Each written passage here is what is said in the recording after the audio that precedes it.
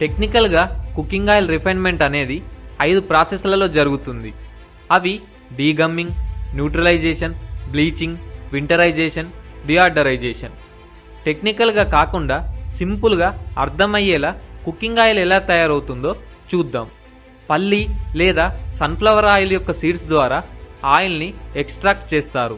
కానీ వీటిని ఎక్స్ట్రాక్ట్ చేసేది కార్పొరేట్ కంపెనీస్ కాబట్టి ఆ గింజల నుండి వచ్చే ఆయిల్లో 1% ఆయిల్ కూడా ఆ గింజల ఉండకుండా మొత్తం లాగేయడానికి హెక్సేన్ అనే కెమికల్ని కలుపుతారు. పెట్రోల్, డీజిల్, గ్యాసోలిన్ ఎలా క్రూడ్ ఆయిల్ నుండి వస్తుందో ఈ హెక్సేన్ కూడా క్రూడ్ ఆయిల్ నుండి వస్తుంది. సో ఈ హెక్సేన్ యొక్క సహజ గుణం ఏంటంటే ఇది ఆయిల్ని లాగేసుకుంటుంది. ఎగ్జాంపుల్ చెప్పాలంటే మన చేతికి గాని ఏదైనా వస్తువుపై పడ్డ పెయింట్ని తొలగించాలంటే టర్పెంటైల్ని యూజ్ చేసి తీసేసుకుంటాం కదా. సో యాజ్ ఇట్ ఈస్ ఈ హెక్సేన్ని ఆయిల్ సీడ్స్లో కలిపి 200 to 300 డిగ్రీస్ వేడి చేయడం ద్వారా ఆయిల్ సీడ్స్లో ఉన్న ఆయిల్ని మొత్తం ఈ హెక్సేన్ అనే పెట్రోలియం ప్రోడక్ట్ లాగేసుకుంటుంది.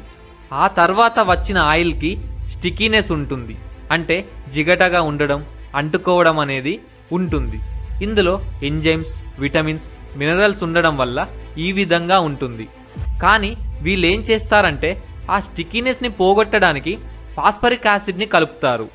మన చేతిపై ఈ ఫాస్ఫరిక్ యాసిడ్ని పోసుకుంటే చేయి కాలిపోతుంది. అలాంటిది మరి ఇది మన కడుపులోకి పోతుంది కాబట్టి మనకి ఎలాంటి ఎఫెక్ట్ ఉంటుందో జస్ట్ ఇమాజిన్ చేసుకోండి.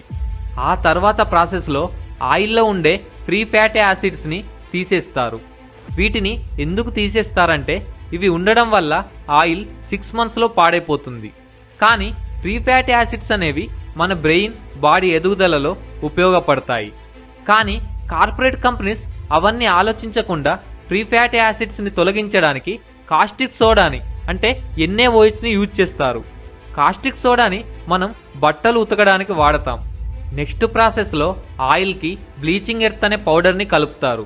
ఇది ఏం చేస్తుందంటే ఆయిల్కి ఉన్న న్యాచురల్ స్మెల్, న్యాచురల్గా ఉన్న డార్క్ కలర్ని అలాగే ప్రోటీన్స్ని బయటకు పంపించి ఎందుకు పనికిరాని మన బాడీకి ఉపయోగం లేని ఆయిల్ని ఉంచుతుంది. కానీ ఆ ఆయిల్లో కూడా లాస్ట్ అండ్ ఫైనల్గా ఒక సహజ గుణం ఉంటుంది. అదేంటంటే ఆయిల్ గడ్డ కట్టడం. సో దీన్ని కూడా రిమూవ్ చేయడానికి ఏ కెమికల్ని వాడతారో తెలిస్తే షాక్ అవుతారు. ఆ కెమికల్ పేరు ఇథనాల్. దీన్ని పెట్రోల్లో కలుపుతారు.